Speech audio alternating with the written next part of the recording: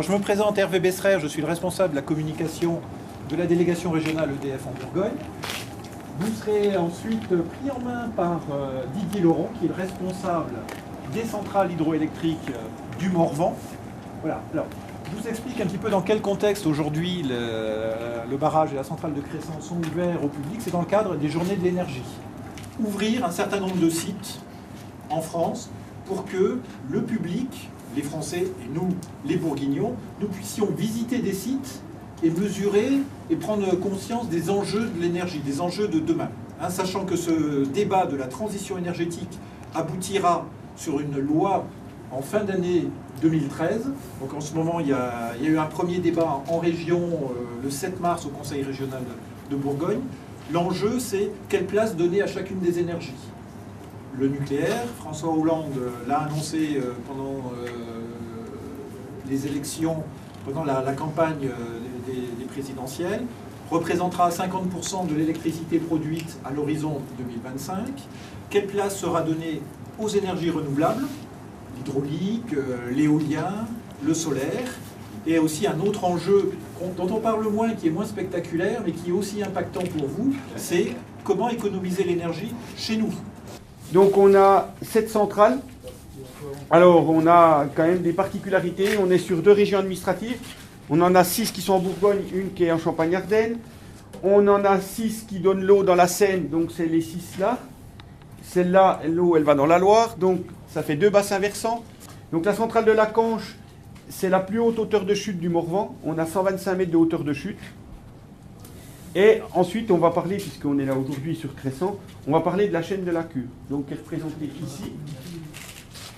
Donc, on a la centrale du Chalot, de Somson avec le cours d'eau qui s'appelle le Chalot, et on turbine l'eau au pied du barrage. Il y a le barrage des Sétons qui envoie l'eau, qui est sur la Cure, et qui envoie l'eau aussi sur le barrage de Cressan. On a une autre centrale encore à Laval qui s'appelle Malassis, avec un réservoir ici, et ici on a toujours un débit constant. On est tenu d'avoir minimum 1,5 m3 seconde.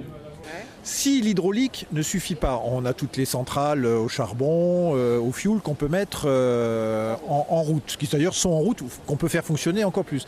Ensuite, on a d'autres moyens pour faire face à des pics éventuels qui arrivent une fois par an, tous les 2 ans. Et alors, parmi ces moyens-là, en effet, il y a l'importation de l'électricité de nos voisins.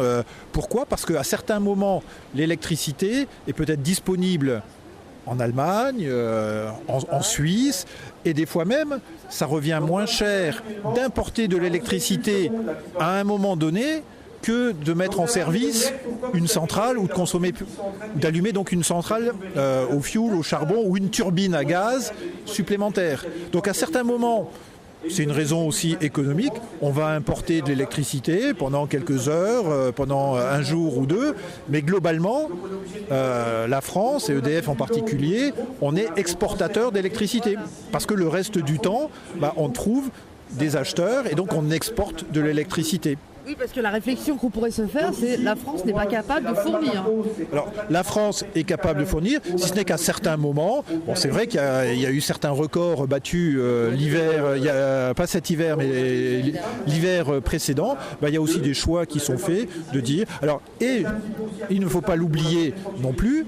On peut importer, mais on a également un autre moyen de faire face à ces pics de consommation. On a avec certains de nos gros clients des contrats particuliers, ce qu'on appelle des contrats d'effacement. C'est-à-dire que ces gros clients, dans leurs contrats, sont susceptibles, à notre demande, de réduire de manière plus ou moins forte leur consommation. Ce qui redonne de l'électricité disponible. Bien entendu, dans ces contrats-là, quand un industriel baisse sa consommation, forcément, il y a une contrepartie financière. Donc vous voyez, ce sont des jeux financiers, de coûts, tout ça pour contribuer à avoir une électricité la plus compétitive possible. Puis des fois aussi des jeux environnementaux. On va préférer mettre un barrage, faire produire un barrage plutôt que de remettre en service une centrale au charbon et peut-être compenser justement, parce qu'on n'a pas mis la centrale, importer un peu d'électricité d'Allemagne ou de Suisse. L'année dernière, on a fait tout un tas de contrôles. Donc on a été visiter les conduites forcées Et c'est pour ça que là, on avait des vannes qui avaient 80 ans, avec des qualités d'acier de l'époque, on avait quand même eu certaines craintes. Donc on a refait faire une vanne et on l'a mis à chaque fois sur chaque conduit pour aller visiter à Champson et à Crescent. Donc on a visité les 30 mètres de conduite, on est rentré dedans, on a mesuré les épaisseurs de métal, on a regardé la peinture, on a regardé si